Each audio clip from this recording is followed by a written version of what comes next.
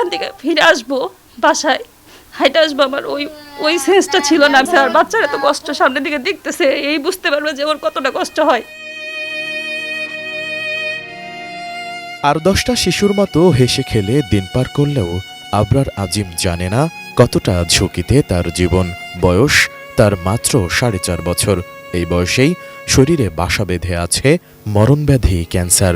প্রায় 2 বছর আগে বাবা মার একমাত্র সন্তান আজিমের শরীরে ধরা পড়ে ক্যান্সার। আর আল্লাহকে বলতেছিলাম যে কি জন্য এত কিছু আমার সাথে হইতেছিল, মানে আমি যে ওইখান থেকে ফিরে আসবো বাসায়, ওই সেন্সটা ছিল না। আমি শুধু ওরে কোলে নিয়ে কান্না করতেছিলাম যে এগুলো আসলে কি হইতেছে। প্রচণ্ড পেটে ব্যথা নিয়ে ঢাকা মেডিকেল কলেজে গেলে জানা যায় টিউমারের কথা। পরে পরীক্ষা নিরীক্ষা করে দেখা যায় টিউমারের সাথে আছে ক্যান্সারের জীবাণু। বাচ্চার পেটে তো একটা টিউমার আছে, বেশ খানিকটা বড়, প্রায় 9 সেন্টিমিটার টিউমারটা। শিওর হওয়ার জন্য 100% একটার পর একটা টেস্ট করার পরে ওনারা আর কি ওইভাবে টেস্টের রিপোর্ট আসে যে ওইটার ভিতরে ক্যান্সারের জীবাণু আছে। টেস্ট করতে করতে ওর টিউমারের অবস্থা প্রায় 9 সেন্টিমিটার থেকে 13 সেন্টিমিটার হয়ে যায়। সঠিক প্যাড আর সঠিক তথ্য দিয়ে এসব সামলে নিব এক হয়ে। Monalisa sanitary napkin. স্বপ্ন আছে ছেলেকে কোরআনের হাফেজ বানানোর, কিন্তু বাধা তার মারাত্মক অসুস্থতা, যার চিকিৎসা নেই বাংলাদেশে। তবে বিদেশে নিয়ে প্রোটন থেরাপি দিতে পারলে বাঁচতে পারে আজিমের জীবন। ডাক্তারদের সাথে কথা বলি যে এটার ট্রিটমেন্ট তাহলে এখন আবার একমাত্র প্রোটন থেরাপি, তাছাড়া তো আর ট্রিটমেন্ট নেই। কারণ আমরা চেন্নাইতে কথা বলে আসছি, আর আমাদের সিএমসিতে যখন গেছি তখন তো বললো যে আমাদের এটাই লাস্ট ট্রিটমেন্ট, আমাদের থেকে ভালো বেটার ট্রিটমেন্ট নাই।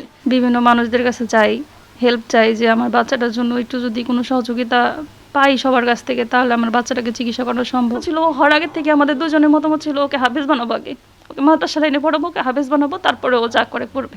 ও আলিফ বাতা সব মুখে মুখে আমার কাছ থেকে শিখছে, ঘুমের দোয়া শিখছে, এরকম মনে করেন যে ও আল্লাহ ভক্ত বেশি। আজিমের বাবা মোহাম্মদ হিমেল একজন বেসরকারি চাকরিজীবী। ছেলের চিকিৎসায় তাই জমি জমা বিক্রি করে এ পর্যন্ত প্রায় 20 লক্ষ টাকা খরচ করেছেন। কিন্তু এখন আর কোনো উপায় না পেয়ে হাত পেতেছেন সমাজের উচ্চবিত্তদের কাছে। বাচ্চার যে অবস্থা, এখন এই অবস্থায় আসলে পরবর্তী যে ট্রিটমেন্টটা প্রোটন থেরাপি, এই মধ্যবিত্ত পরিবারের সন্তান হয়ে আসলে এটা আমার পক্ষে এখন ট্রিটমেন্ট করাটা কোনোভাবেই সম্ভব হচ্ছে না। 35 থেকে 40-এর মতো আর কি খরচ হবে। ওরা বলে দিছে যে এটাই লাস্ট, ডিসকাউন্ট দিয়ে যদি ছোট একটু সহযোগিতা করেন হয়তোবা আমার বাচ্চাটা আমার মাঝে সুস্থভাবে চলাফেরা করতে পারবে। যদি কেউ তাদের একটা জাকাতেরও একটা অংশ আমার বাচ্চার যদি দেয় তাতেও অসুবিধা নাই। প্রতিবেশীরা বলেন আবরার আজিম অত্যন্ত হাসি খুশি একজন ছেলে। তার বাবার আর্থিক অবস্থা তেমন ভালো নয়। এই ফুটফুটে শিশুটির সুস্থতা কামনা করেন তারা।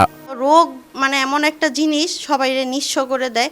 তাদের নিজের মানে স্থান থেকে যতটুকু পারছে সাহায্য করছে, এখন তাদের কাছে সেই অ্যাবিলিটি নাই।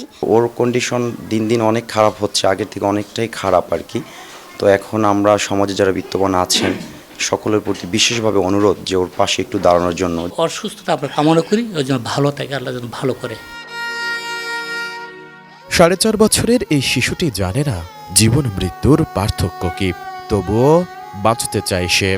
কোন জায়গায় শোনা ব্যথাটা একটু দেখি আমরা একটু। এইখানে। ওখানে কেমন হয় বলো তো, ব্যথা লাগলে কেমন হয়? না, ভালো লাগে না। আমার তোমার সবাই দোয়া করবে আমি যেন সুস্থ হয়ে যাই। আজিমের পরিবারের চাওয়া নিজেদের শেষ সম্বল দিয়ে হলেও ছেলের উন্নত চিকিৎসা করানোর। তারপরও প্রয়োজন সবার সহযোগিতা। যোগাযোগ করুন স্ক্রিনে দেওয়া নাম্বারে। S I Raj, ATN news, Dhaka.